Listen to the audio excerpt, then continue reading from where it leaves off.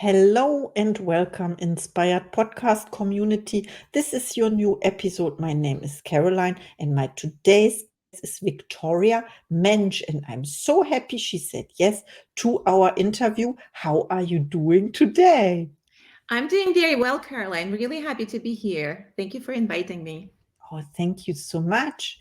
And yeah, I would love to introduce you, of course, to the audience. You are an executive leader with over 25 years of experience balancing academia and leadership in both large tech companies and startups. You specializes in mastering work-life harmony, guiding teams through disruptive technologies while prioritizing wellness and balance in high-pressure environments. Welcome to the Inspired Podcast, Victoria Mensch. Thank you, Caroline. So amazing. My first question is, how did your experiences in both academia and executive leadership shape your approach to achieving work-life harmony? Right. Well, this is kind of the flow of life, right? When I finished high school, I thought that I wanted to be a psychologist. So it was really something was I was very passionate about that. So I went ahead and I got my degrees in psychology. I got my bachelor and master's and a PhD in psychology. And then I started working.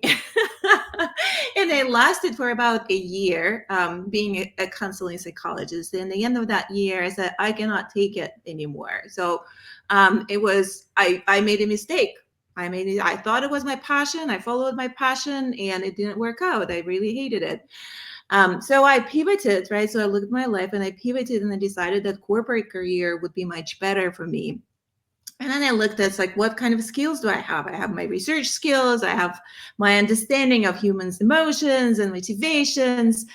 So maybe marketing will be a really good fit for me. So that's how it happened. So I went to marketing field and I found myself in Silicon Valley, and I spent most of my career in Silicon Valley. But the catch was that when I started working in marketing in a corporate environment, in a few years, I think it was 2 to 3 years, that I made another mistake. I'm unhappy again. I hate my job. I hate everything around this. I hate my life. I cannot take one more day of that. So for sure, it's the job. For sure, it's the company. For sure, it's the industry. So I pivoted again and again and again, while finally I realized and I actually learned a little bit more that I was really experiencing burnout. And in my case, it didn't really have much to do with the job or a passion or a lack of a passion. It was really about the mindset and how we change that mind, how I can change my mindset and control the things that I can control. So that's how it came to be. I'm sitting here with this really, very successful career in high tech and executive capacity, and yet with an understanding that, as a leader, it's really my responsibility to be, if I want to have a harmony, work-life harmony in my life, it's my responsibility to be a role model for that, and have my teams and my employees to really model near that behavior and attitude. Thank you so much. I understand. So it's about leading by example, doing for yourself first what you want to apply or the what you want others to apply for them. Of course, I understand, and I'm so happy that you pursued your dreams first. You did it all because what I think is we can only learn by doing it. So when you look back to your life when you are old, so to say, and you witness the things or you regret the things you didn't do. So I would always prefer to do it and then to realize, no, it's not what I expected. I want something else, and then go for it. And then you experience burnout as well, and then yeah, and you chose what is good for you. So I'm happy that you are here, because otherwise, you have your journey, I have my journey, and otherwise we would not have met today. I'm happy that we speak, Thank you so much. Right. My next question is, what strategies do you recommend for maintaining wellness and balance in high pressure tech environments? So when I speak about that, I really prefer to use the word harmony, and it's not a hair splitting. It's very interesting, the difference between the balance and the harmony. So balance is kind of a dichotomy, right? So if I increase here, then somehow I decrease here. So if I work more, then somehow I live less, right? So harmony is a much more flexible term and definition. And harmony allows for other parts to be included in that. So from a personal perspective, I think, and that's what I kind of preach as well. So burnout is one story. It's very heavy, really painful, and on the good side, it actually pushes people to make changes. But a lot of times we are in kind of a state of languishing. So we're not really unhappy, but we're not really happy. So we're just, blah, meh. And we tend to accept it as a status quo. It's like, okay, this is a status quo. It's working for me somehow. And it's not painful enough to make changes. So you continue you're continuing through the grind, and you're continuing through this state of what's a good word for it? Well, languishing is a really good word for it, right? So it's like you're neither here nor there, and you kind of stop dreaming of a more happy and excited state of mind. But that's that happy and excited and motivated state of mind is when you actually can realize your high potential. So harmony is about that. How do I get there? And you get there by being a whole human being, right? So there are all these different parts. Your job is a part of this because it gives you financial stability in a lot of sense. And financial stability is important, but that's not all. The purpose is important. It's like, what's the purpose? How do I define that purpose for myself? Your relationships are important. So am I in the community, my relationship with my loved ones, with the community, with kind of society at large? That's important, right? The sense of vitality is important. So you want to be energized, you want to feel healthy, and all these different parts, that's what comprise the states of flourishing, right? And that's a baseline. There is no reason for us not to use that as baseline and kind of settle down for the status quo of languishing. So I think that's the key, right? So realizing that, and even in a job, of course, as an employer, I'd love that people live and die for the job that they do for me. But unfortunately, this makes for unhappy people, right? So as a leader, you want to allow for people to actually realize all those different sides as well, and for people who want to uh, uh, to get out of the burnout and really kind of live their full life, to realize that there are all these different parts that contribute into that sense of flourishing. So that's kind of the way out of it. Oh, thank you so much for sharing.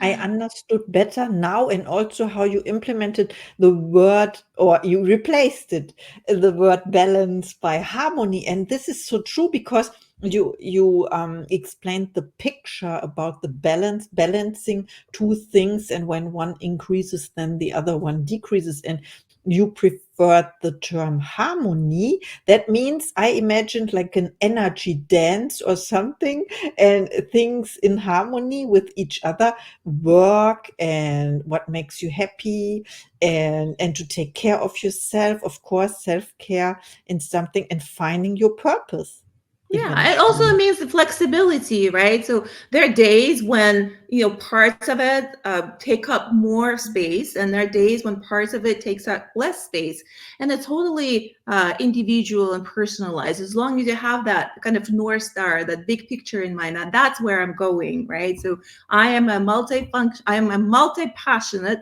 multifaceted, multi-dimensional human being, and my job is very important part of that, but it's not the only identity I have. Wow. Thank you so much. Yeah, also about identities, and we choose the roles we are in. And yes, of course, identities. Sometimes we are wearing masks as well. It's maybe not so healthy. So take a look at the next question I prepared. Can you share a time when you successfully guided a team through disruptive change while ensuring their well-being? Yes. So as a leader, I do that for my teams, obviously. So it's again, most of it is really by example, by role model. So I have people, especially women, come to me and say, "Well, I really did not want to step into the a leadership role, an executive role, because I thought that would bring a burnout, so and unhappiness, and I would need to sacrifice other parts of my life. And now, when I look at you and how you're doing, I'm not afraid anymore. I'm ready to step up. I'm ready to take that more responsibility in executive role because I know how to." I see how it can be kind of harmoniously combined with everything else that I do. So I think that's important. So that happened. That's a good example. We also lead,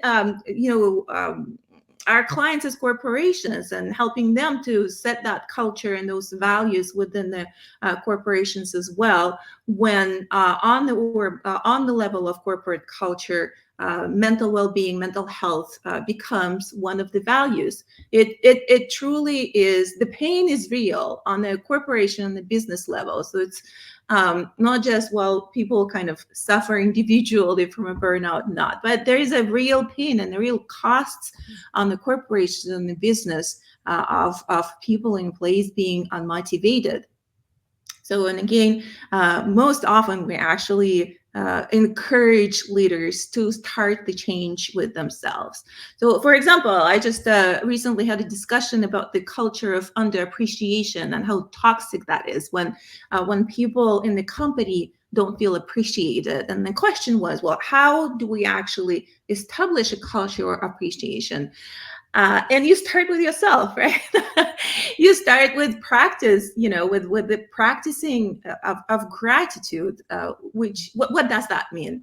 It means that you actually practice paying attention to things you do like instead of things you don't like. So you notice those first before you notice things that you do not like. And we tend to kind of go into the negative territory first. So I looked around and I take everything that I have, of everything good that happened, I take it for granted. And I look for things to improve, right? So we also kind of put a layer of improvement on top of that. But the practice is to notice things you like first before you start improving things you don't like. And that's how culture of appreciation starts, right? So step by step, it starts with the leaders, and kind of then it gets embodied into the culture of the company. Oh, I love what you shared also about, yeah, when you lead by example and you show people how to harmonize, so to say, your self-care with the work environment, so to say, you that gives other people the allowance to do it for themselves as well. This is what I take away from that. And also the culture of appreciation that starts with yourself. I came across a quote this year, a definition about appreciation. I don't know if you share it. It says, appreciation is offering happiness to yourself. And I love that so much, appreciation. I was not used to. I had to learn it as well, and also appreciate others, of course, and recognizing their work, for example. So thank you so much for sharing. You are a leader, maybe also a coach and mentor, however you want to call it. How about the coaches for yourself? Do you have coaches, and who was the best coach you ever had? So for me, I actually learned quite early, and I think that was very useful for me, and I encourage everyone as well. Obviously, all this, what we're talking about, these are your kind of changes on the individual level, the mindset changes. And obviously, anybody, I want to say that anybody and everybody can make those changes for themselves on their own independently, as everything else, right? So we can learn anything and we can do everything. We're very powerful creatures. However, what I found is that working with a coach or with a mentor, you actually go through this much quicker, right? So those people, there's a difference between a coach and a mentor. A mentor is usually, well, I call myself a mentor. So I made those mistakes, I created my own practices and I share my experience. So that's what mentors do. I share my experience. So you don't need to make the same mistakes.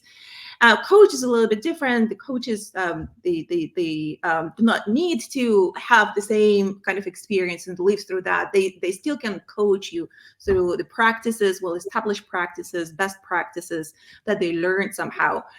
Both of those cases are really would really accelerate the change, really help with that. So throughout my journey and throughout my life, I was seeking coaches and mentors. Well, mostly mentors. I really appreciate people who learned, who achieved what they achieved, who learned what they learned, and that they share their experience and help me. To kind of go through my experience and accumulate my experience. So whatever it is, it could be a relationship coach, right? So I'm not that happy with in my family life. Let me find someone who actually went through that, learned those points, and now they can help me to make the changes in my family life. I want to make more money. Let me find a person who made more money, right? Then ready to share those experiences. So looking for that, looking for role models. And again, in my own kind of experience and journey, what I found is that even without coaches and mentors, even you are just becoming that role model yourself, you're attracting people with the qualities that you want to see because they start mirroring those changes. So for me, it was very useful to work with coaches and mentors, and I continue to do that. And the different stages, I seek different people with different expertise who help me to kind of lift the lead, what to say, right? So I reach the ceiling. Now I want to go further and lift that lead. So I'll find someone who will help me to do that. Oh, At the thank you. same time, I said that absolutely. So if you have a certain level of awareness and, then this is a journey that can be done on your own. It's just much quicker and much more fun, quite frankly, to do it with a coach, a mentor, and a supporting community.